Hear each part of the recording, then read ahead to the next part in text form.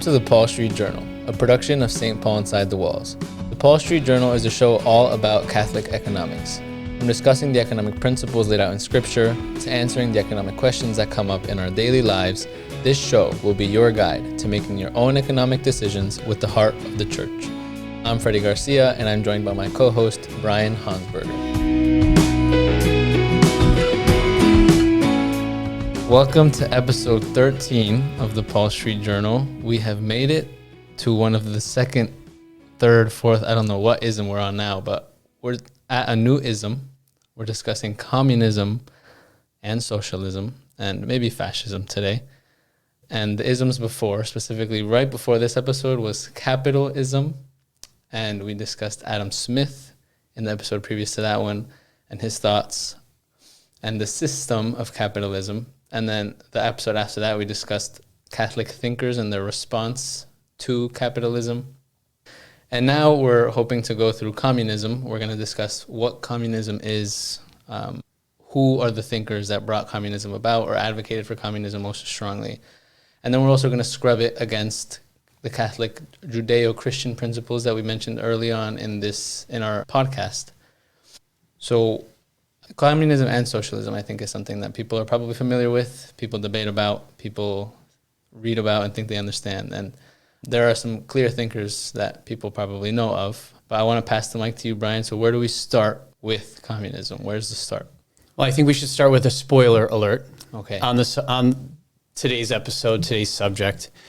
So the most popular communists are the originators of communism are Karl Marx and Engels. So these two characters, they critique a number of things and then they offer solutions. So the first thing that they critique is capitalism. And what we're going to see in this episode is that if you're following the Catholic narrative, the Judeo-Christian economic principles, Marx and Engels, their criticism of capitalism is right on. It's a good critique of capitalism. What solutions they offer are not correct at all. Right. In fact, I mean, there's some similarities with Judeo-Christian understanding, but there's more things off than on. And a lot of people don't realize this, but Marx and Engels, they also criticize other types of socialism. So they never do a good job of differentiating capitalism from socialism, and they use the words interchangeably. And so have we in this podcast. It's Marx's fault, really. It's not our fault. But they do criticize other types of socialism, and they create this very particular type of socialism, which they call communism. I think that's been kind of a trend, or somewhat of a trend in our podcast, that some of the thinkers that we've talked about, or some of the systems we've talked about, have been right in some ways to complain about certain problems, I guess is the way I would put it. That Adam Smith, before this episode, complained about the mercantilistic economy before him, and his solution, we thought, didn't offer a great solution, but he was right to complain about certain things. So I think that getting to communism and Marx and Engels and others rightly pointing out the problems of capitalism is where we do want to give credit. I think we've done a decent job at trying to give credit where it's due. We've tried our best. Yeah. But we also, I think, are trying to do a good job of criticizing the thinkers where they need to be criticized and these ideas and systems.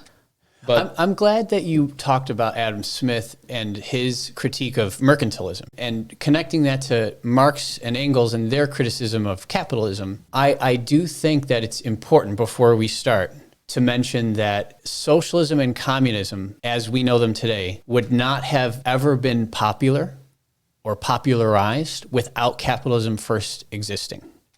So socialism is not a response to mercantilism. It's not a response to the medieval guild system. It's not a response to monarchy, right? Socialism is a response to capitalism. So socialism and communism would not have existed in the way that we know them today unless capitalism was there first. Of course, somebody would have thought of these ideas, but they would have never become movements that had numbers. Right. So in my opinion, communism is not a rivalrous sibling with capitalism. It's more of like a revolutionary type of child of capitalism.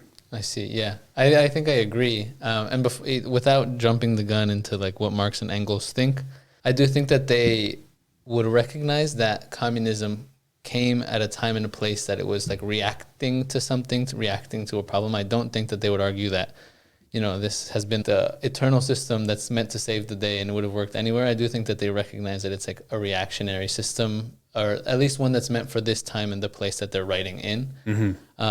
And I think we've discussed that trend perhaps throughout. Like I think Adam Smith, looking back to mercantilism and the rise of industry, I think also recognized he was writing for a time and a place.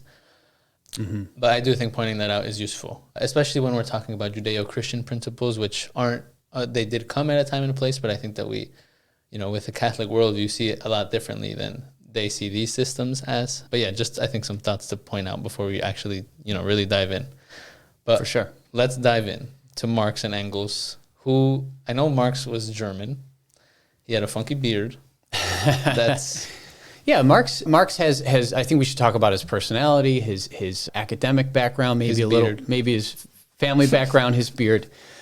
So first and foremost, Marx was. I think his father played a big role in his life. It's worth just mentioning that his father, I think, was Jewish, but not a practicing one, and became Christian in Germany for business expediency, like to fit in. Mm-hmm. So religion was never like a strong element in their family. It was more of a tool to be utilized for whatever reason. As a young man at the university level, Marx became a huge fan of Hegel, a philosopher he was an interesting philosopher, Hegel, because he loved Kant and Rousseau. These are philosophers that we've talked about, Enlightenment thinkers. But at the same time, Hegel was really into like Plato and ancient Greek philosophy. And Hegel even believed in this idea of like Christian love and how important that is to society. So Hegel, in an Enlightenment way, denies divine revelation and Jesus and the agape or kenosis type of love. Mm-hmm. He rejects that's given to the world by Jesus. He thinks that that's a part of like natural law or universal law. And if you study history, we know that that's not true. Like the idea of agape or kenosis it doesn't exist before Jesus. Jesus is the originator of that. And we dedicated entire episodes to this. Mm-hmm. But Hegel accepts it as something that's real, something that's worth. So he's this weird blend of Enlightenment thinking. And Hegel loved Adam Smith, or he at least studied Adam Smith.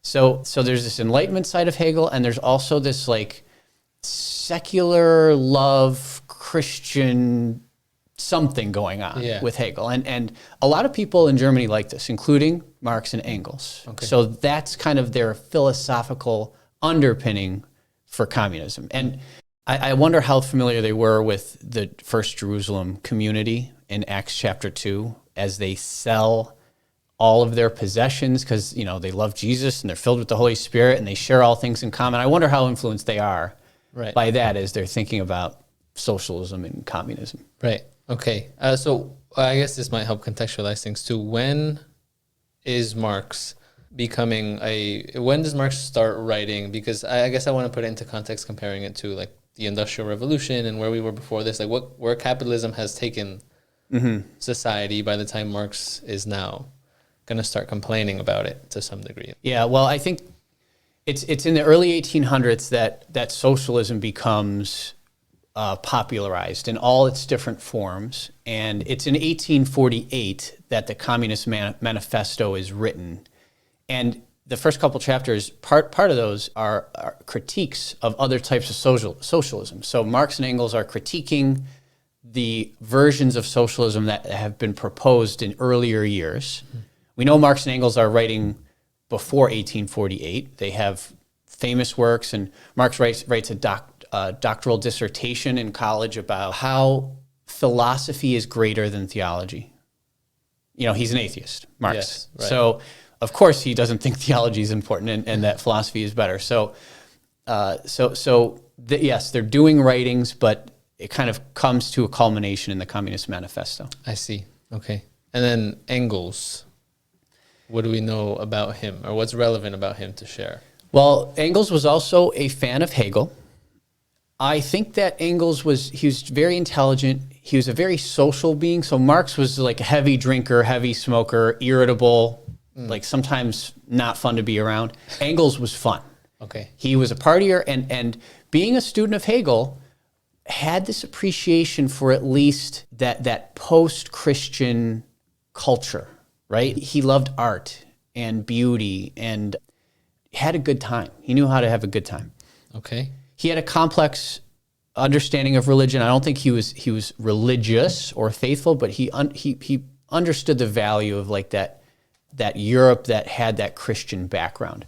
I actually know some guys who, were practicing Christians and then kind of left, but they're single and they're looking for a woman who also had like a Christian upbringing, even though they don't want to practice Christianity. They want somebody with that foundation. It's hard to understand, but I kind of get it. I think I know what you're saying. Yeah. And I guess I can see what you mean about Engels. Yeah, so that's Engels. And then he has some great, not great, like I agree with them, but really well-articulated books. One is called The Condition of the Working Class in England, which the summary of that is that it was bad. The working class in England was not good back then, and hence communism. And then he has this other book called The Origin of the Family, Private Property and the State. He released that long after the Communist Manifesto in 1884. And it's a work against this concept of private property, but he's very concerned. This is a good thing to be concerned about the status of the family. He's pro-monogamy. He wasn't a monogamist himself. I see. I don't think. Okay. But he wanted to promote that, and he thought that private property was the problem and that the solution is ridding society of that. So certainly a component of this communist system that he's proposing. Hey everyone, it's me. Sorry for interrupting the show. I'm sure I probably interrupted Brian talking, so it's okay. But I just want to jump in to say that if you're liking the Paul Street Journal and you want to see more content like it, please do like the video, subscribe, and hit the bell for notifications so that you're notified when we have any new releases. And also, if you have any questions or comments, please do leave them in the comment section and we'll try our very best to respond to them later on in the episodes. Also, make sure to check out the other shows that are produced by the Diocese. Those shows are Beyond the Beacon with Bishop Kevin Sweeney, which you can find on Bishop Kevin Sweeney's YouTube channel, and Coffee with Cupkey with Father Paul Manning and Monsignor Raymond Cupkey, which you can find right here on the St. Paul Inside the Walls YouTube channel. With all that said, thank you. Let's get back to the show.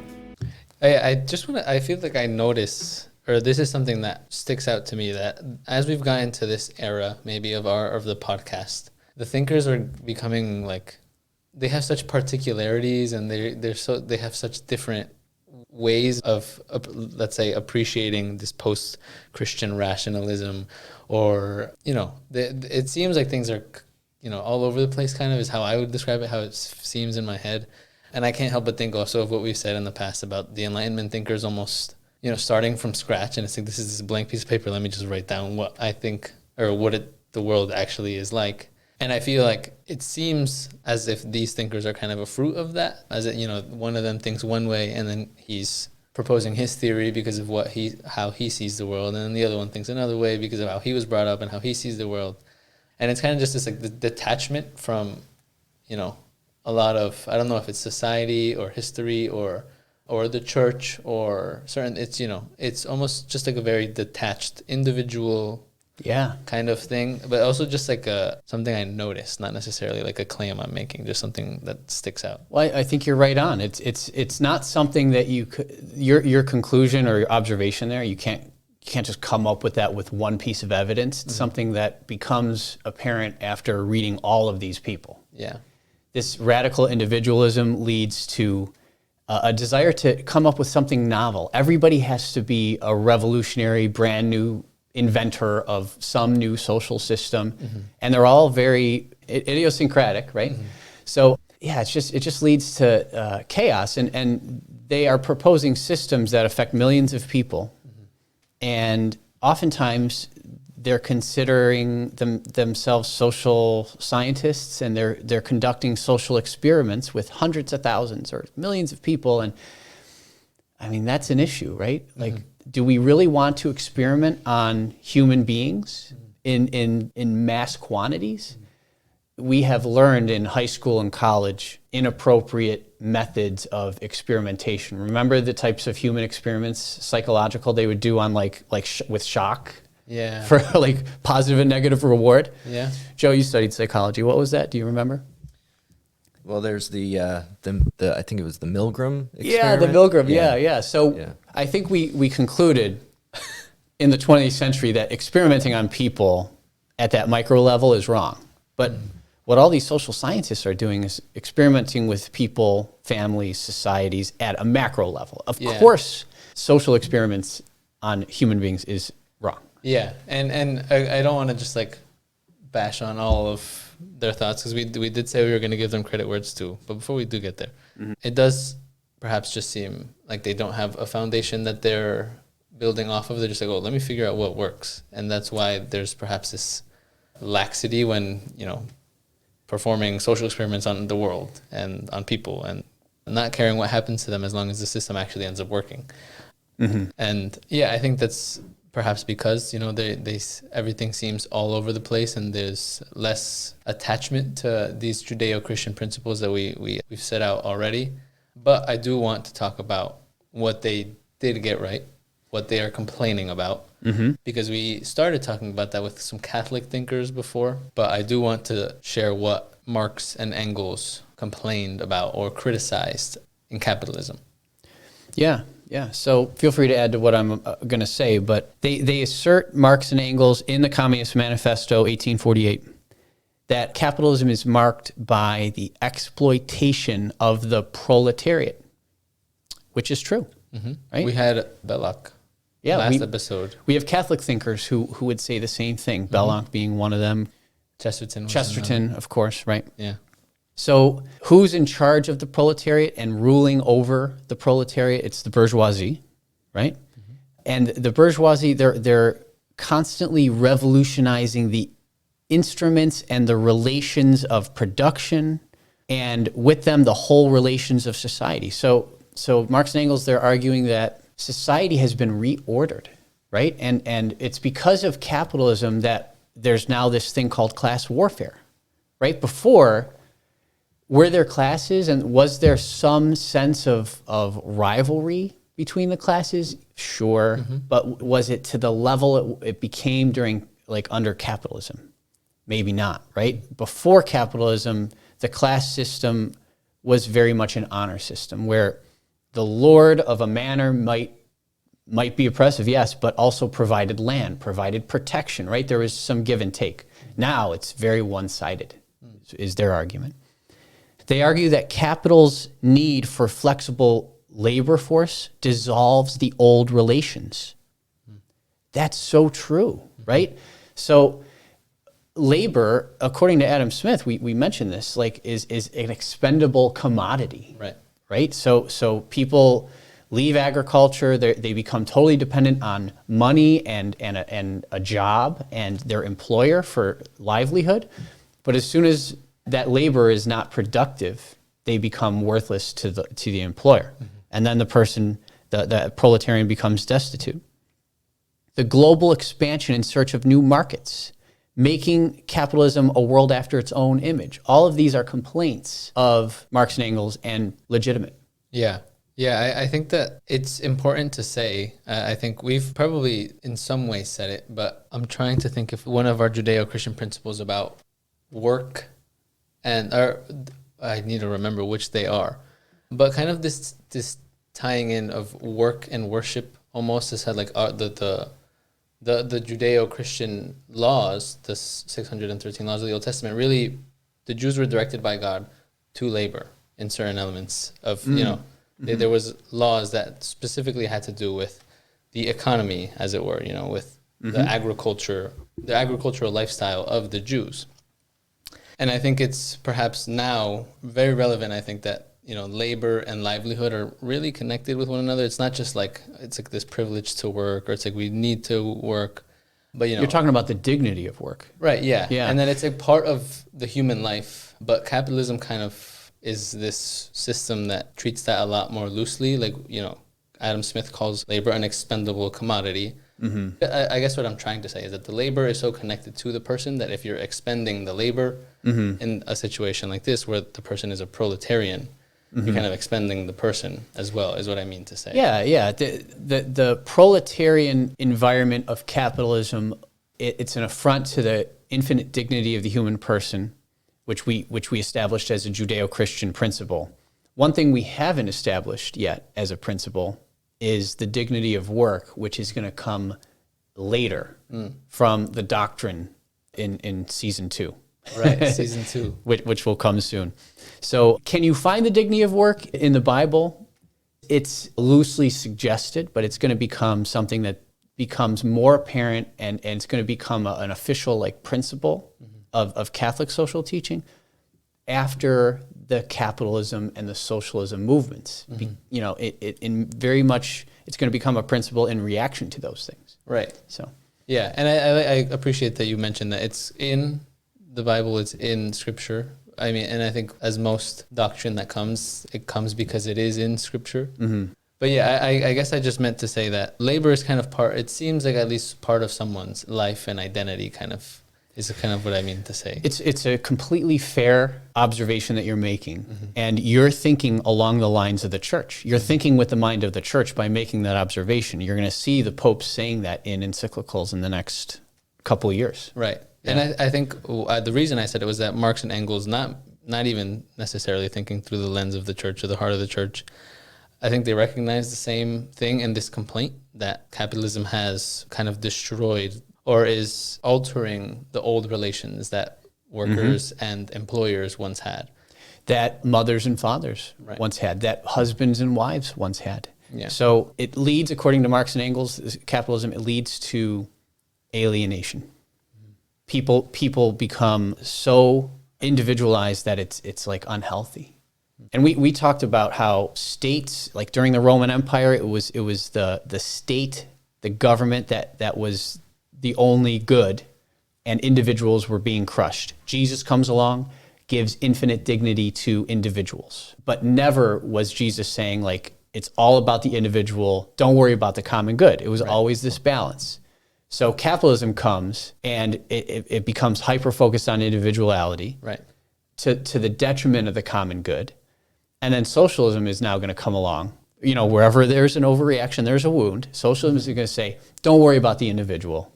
Let's focus on just the common good, just the community, even if some individuals are expended. Yeah. Yeah, it's like this pendulum swinging back and forth, and it's, bound to swing the other way. It's exhausting. Right. But let's continue. Okay, so we're gonna make a transition now and go away from what's good about the Communist Manifesto. We're gonna talk about now what's bad about it. So yes, it's okay to criticize capitalism, and as Catholics, we're gonna show our listening audience here of the Paul Street Journal that capitalism is not in line with Catholic social teaching, and neither is communism, but capitalism is better. Because capitalism allows Catholics to live out their faith despite it being an imperfect system. And communism, in many ways, doesn't.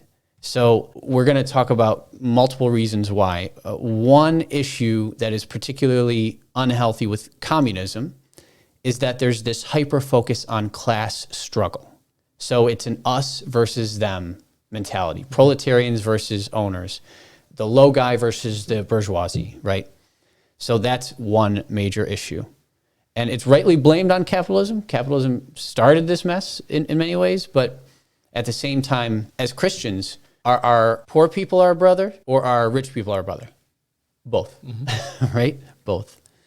Would you add to that at all? Yeah, I kind of wanted to say that the class struggle, I think what you said sums it up perfectly, that both the rich person and the poor person and all of the above are our brother or our neighbor. But this class struggle really feeds into this kind of identity politic kind of thing where it's this us versus them thing gets more and more real and almost very, very quickly. Now it's this is my group, this is my circle, this is us. that is them. And I think it seeps not only into other spheres of life, but that I think becomes a trend of, this identity formation, and whether it's class or whatever it is. I think it perhaps has a very strong foundation in.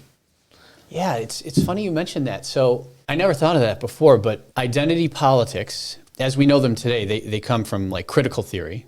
And it's very much connected to this Marxist way of thinking about like class and class warfare and identity. Yeah, I really like that. All right, so more about communism. So the belief and the call of Engels and Marx is a classless society. All right, so what Judeo-Christian economic principle is that against? Hierarchy. Right? We talked about the need for subsidiarity and hierarchy. Hierarchy is very much contradicted with the classless society. Communism is against private property. That's one of our Judeo-Christian one of our Judeo-Christian principles is private property and locational stability. So the Judeo-Christian understanding is that one of the prerequisites for a strong family is the private property, this idea of inheritance and so forth. So Engels is way off on this. He believes that private property is the problem, the cause of broken families. And what we're saying is just the opposite, that private property inheritance is what ties them together.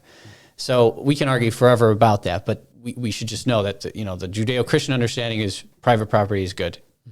Engels is saying it's bad. The anti-inheritance thing is directly connected. It's a highlight of Engels. You want to say more about what the anti-inheritance means for Marx and Engels? Like, what is anti-inheritance? So a short example, I think, would suffice. Just imagine every generation starting from scratch. No head start, right? Everybody is then equal. Yeah. So right? like a parent can't leave his house to his children. Right. So let's say somebody dies with some excess. It just goes into perhaps some general account, and then it's distributed evenly. So that socialization, right, of people's private property, it's certainly disincentive, right, for saving anything and being productive. So Marx and Engels, they argue for a nationalization of credit, communication, transport, industry, agriculture, and education, which is a huge affront to subsidiarity, right? We talked about how healthy it is for local government to be effective, right? Like to. I think the thing we said earlier on was that local government is the best government, but not in a way that it is an affront to hierarchy. Whatever could be done at a small level should be done at a small level. And if some big bureaucratic organization is handling like little local stuff, not only do they not know what's good for that community, but they usually, there's so much waste in administrative things, right? Small is better and local is better. One thing we're going to learn in Catholic social teaching next season is this whole just healthy concept of localism, which communism is against, right? The Communist Manifesto is against child labor, which is a very good thing. Yes. Right? So was capitalism against child labor? Not really. Not initially, right? It was only after socialist movements that child labor becomes seen as bad or it's outlawed. And then there's this general idea of social solidarity in communism, which is also very good. Of course, their use of the word solidarity is different than ours, right? Because their sense of solidarity is let's worry about the group, even if that hurts a couple of individuals, right? Under the USSR, I mean, the amount of people that suffered as a result, like for the sake of the whole. Yeah, it's kind of It's a lot. utilitarian in Oh, a yeah. way, Like, Absolutely. We already mentioned that it's kind of this pendulum between hyper-individualism versus caring for the common good. And, the Catholic understanding is that there is a balance, and Jesus' understanding is that there is a balance. But the communist response is kind of just like this, okay, what is best for this whole group? And it's okay if we need to do it at the expense of less people in that group, parts of the whole. They're okay to tamper with as long as the whole is doing okay. Right, right. So this whole system that Marx and Engels are proposing, communism, we critiqued it a little. We scrubbed the basic principles against Catholic social teaching. But what we're going to see in season 2 with the papal encyclicals, like these are doctrinal statements of the popes, they are going to do a much better job than us at criticizing both capitalism and particularly socialism. So we could wait to do more criticisms. Right. But it's important to mention that some people who are now pro-communist believe that it didn't work in the USSR, China, Vietnam, Laos, Cuba, right? It didn't work because it was never even tried. So in any of those countries I just listed, was private property ever fully eliminated? No. No. Was money ever eliminated? No. So communism, so they're right in that communism has never in its pure form been actually tried out and practiced. Yeah. And that's why it hasn't worked. I believe, and I think most sensible people would believe that it hasn't ever been practiced because it can't. It would not be able to ever be. It's just so theoretical and so impractical that it can't even be tried, right? So that's why we don't see ever in the USSR the elimination of money or private property. It's funny. You would think that labor unions would have to arise in a capitalistic society because the owners, the people with capital, are oppressing the proletariat, the people without capital. But guess what? In the USSR and in the states that were associated with it, labor unions start popping up in the 1980s, right? Because they don't feel like they're treated well. Right. So it's so funny, like a totally different philosophy you would think, but it's the same result. Yeah. Yeah. And I think that one point I want to make is that although, like, that's not why it's un-Catholic, because the communism not actually being able to be carried out is not the reason why we're like against it. That's what, perhaps one of them. It's impossible, not pragmatic. But also this part of our podcast has been kind of like the philosophical and the theoretical. So not to discredit them for being too theoretical, but even their theories are wrong when we scrub them against the Judeo-Christian principles, which is like the reason why it's wrong and why it shouldn't be carried out, even if it could be. Totally agree. Yeah. Totally so agree. that's just the one thing. And it's wrong. Communism is wrong on so many levels. Is what you're saying, right? Right. Yeah. That's. I guess that's what I mean. Yeah. Yeah. And you said, I mean, like you said, in the USSR, they were still complaining about things that they were supposed to be complaining under a capitalist state. But it's because, they're both, as we've said multiple times, both monsters in a way. Right.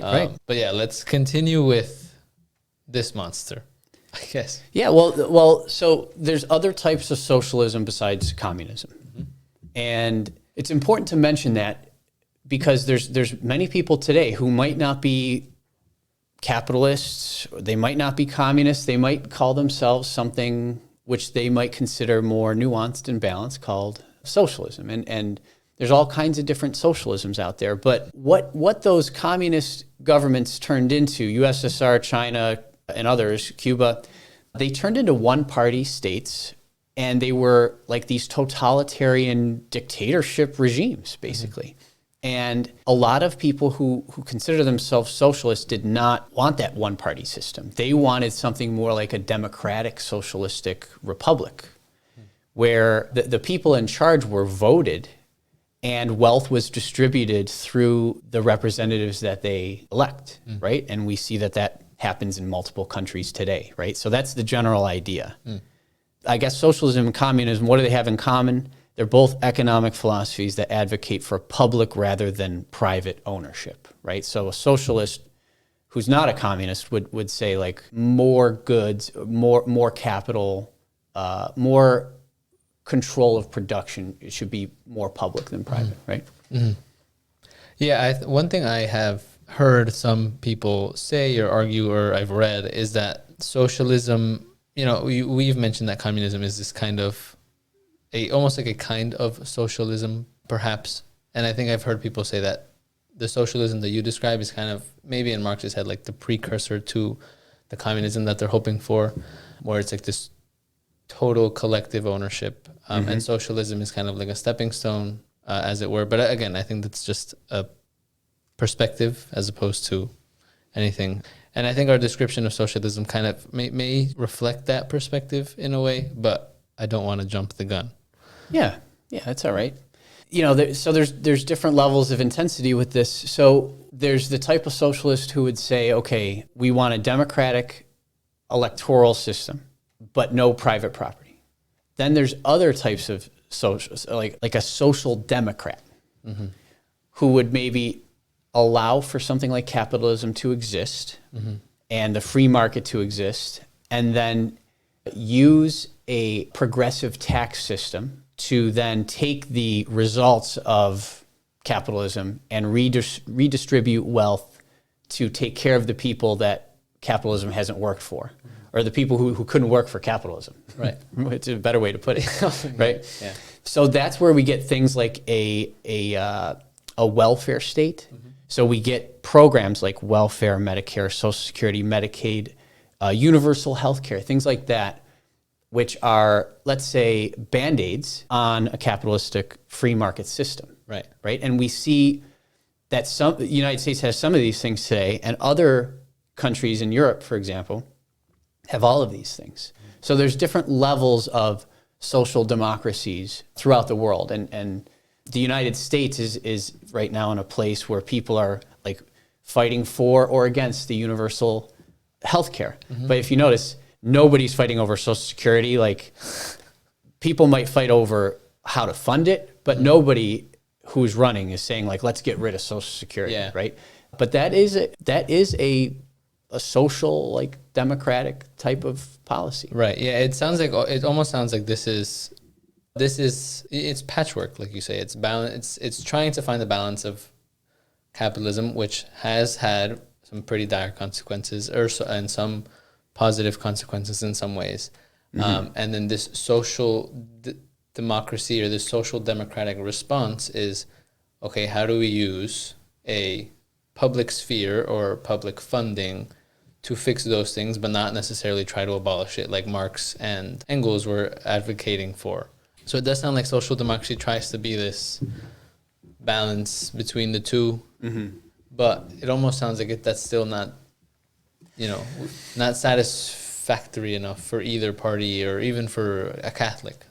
Well, it's very satisfactory for some people, but the reason why this podcast is so long and why we've taken so much time on the biblical understanding, the historical understanding of economics, the philosophical understanding, the reason why we've spent all this time on all these things is to show that both capitalism and socialism are not in line with Judeo-Christian economic principles. Right.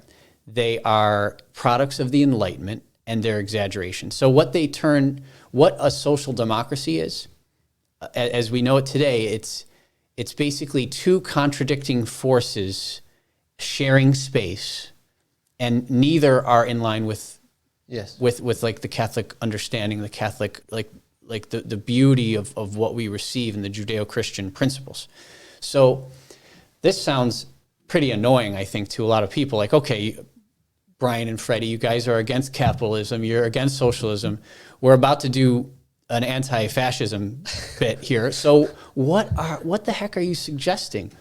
I mean, we'll get into it, but we're not into the isms. We're into Catholicism, but we're not into any of those economic isms. And instead of, the church isn't necessarily providing an ism for us to adopt, but it is just providing like guidelines, principles through which any number of economic systems could form in local areas. Let's say there's probably an infinite number of systems that could come to be in line with the Judeo-Christian principles. And they should look different per area, per culture, right? But they can't contradict those principles, that's all, right? So it seems like it's constricting these principles, but no, they're liberating, because they honor the important things, but then allow freedom. Yeah, I think that was very well said.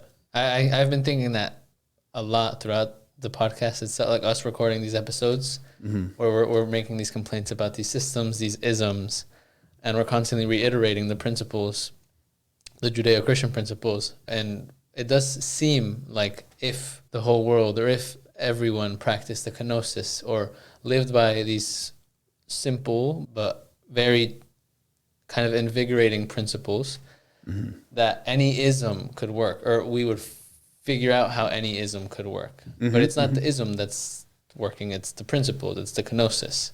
And I think the issue is that the isms, the systems, I think the thinkers try to make this fully exhaustive system that's going to fix all the problems, but we've already mentioned previously that, you know, that's not, the system isn't the solution, it's the people, the hearts. But that any system will work, essentially, maybe, if the hearts are in the right place, if we're practicing these principles. Yeah, and you said that better than I just did, but I just want to read it. I like what you're saying, and it's influencing what I'm about to say right now. So these economic philosophies, these isms, are very high level and imposing upon everybody who lives under the umbrella of that philosophy. While I think that the Catholic understanding would be, okay, let's build, it's like coding. Like, let's build a little block for a little area of an economic system that fulfills all the Judeo-Christian principles, that works for a little area, and then you have a whole bunch of little areas, and what do they all share in common? Well, then you build another block. And then at still higher levels, another block. So it's more organic, it's more grassroots, it's more of a subsidiarity thing. And the only thing that the high-level bureaucratic organizations are handling are things that apply to all. Yes. Right? So that's kind of what it would look like. And that's what it has looked like in other times. We're never trying to return to the past, but we do want to return to those principles. Right.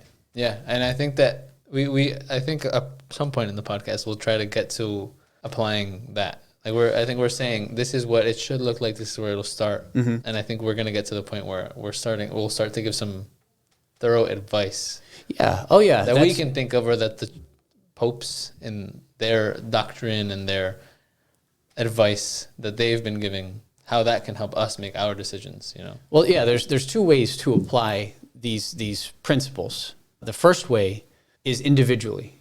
You know, how could I apply these Judeo-Christian and Catholic principles in my life personally? Because you could live your own life separate from any economy that you live in, at least in the capitalistic environment. But then, like, there's the bigger social scene, which, you know, if enough people listen to this podcast and agree, you know, there could be like societal change, right? That's not likely, but at a minimum, enough listeners, right. At a minimum, we could change our lives individually. And I'll tell you what, the way I live my life economically is a lot different than the majority of people in my area, even in my family, because of the way that I'm allowing the Judeo-Christian principles to inform my decisions. Right. So it's changed my life in a very positive way. That's good. I'm glad. And I think that's part of why this podcast exists. You know, we want that to be the case for the individuals that listen to, because it starts with us and then it goes elsewhere.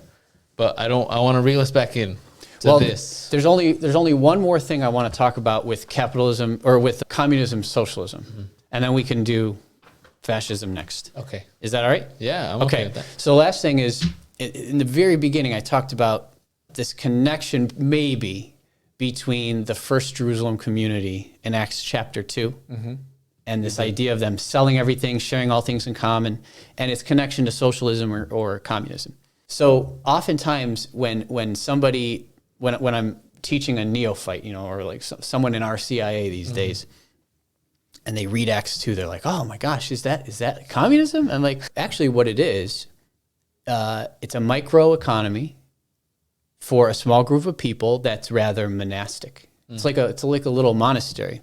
You know, just like Francis of Assisi or Anthony of the Desert, you know, whoever, St. Benedict, right? People are selling out after the time of the persecutions of Christianity. They want to give their life to Jesus. There's really less martyrdom, and they want to do something else to dedicate the entirety of their lives to Jesus. So they sell everything and they voluntarily enter into a community at a micro level. So never once in the Bible is like a nation encouraged to not own property. And in fact, that would be contrary to biblical teachings and understanding. So there's a big difference between the monastery of Acts chapter 2 and communism. Yeah. And I would not compare those. Yeah. And I think almost unintentionally, I feel like we got there with the conversation we had just before this, that you said the blocks, if a system works in a specific block, let's advocate for it working there as long as it's in line with these principles. Yeah. And if we make a bigger block and it works there, let's do it there as well. But our complaint about many of these systems is that it's been tried to, like you say, it's been attempted to be implemented top down. Top down, yeah. Everywhere. We're going to make this universal. Mm-hmm. But I think it's a wonderful example to point out Acts chapter, what is it? 2. And also the monasteries, as you point out, like someone could say they're, a little commune. They own everything together. They don't have private property. They renounce it.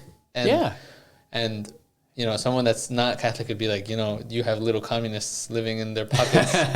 But, through the Judeo-Christian principles, we can see how exactly what you just said, that works in that block because they're doing it for the sake of kenosis, for the principles, for God. And they believe in God. Right. Yeah, that's a big piece. It's not imposed atheism upon everybody, right? So, and I think that's a wonderful kind of culminating idea to this section of communism, where, yes, communism, we've said exhaustively why it's wrong and whatnot, but we're not saying that in its essence, owning things together, like you said, is wrong as long as it's done through the principles because of your love for God and for God. And this isn't the answer like, oh, how are we going to solve the socialism question? Everyone's now wants to be a social democrat, or there are not everyone wants to be, but there are social democrats. Some people are advocating for socialism. Young people are like, we need to really try to implement these things because they've never been implemented before. So, we don't have the answer to how we're going to respond, but I think we point out very effectively and very clearly the issues. And then why it's not just entirely bad and evil, and these things are gonna, destroy everything.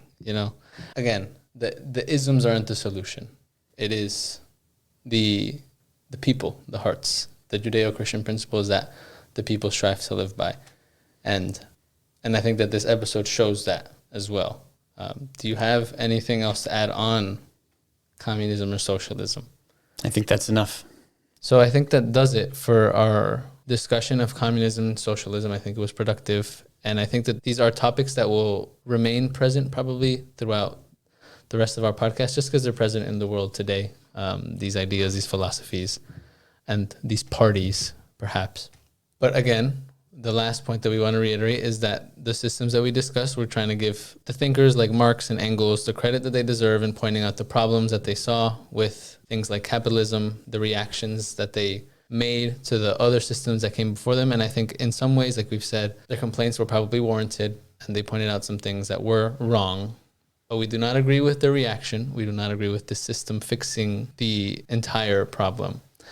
And now we're probably going to move into next episode with a new system. Again, the same is going to remain true, that the system isn't the solution, but there's another system, another ism to cover, that system being fascism. But that does it for this episode. And we thank you all again for listening. If you have questions about this episode or the next, please do try to leave some comments and we'll try to respond. Thanks again for listening to the Paul Street Journal. See you next time.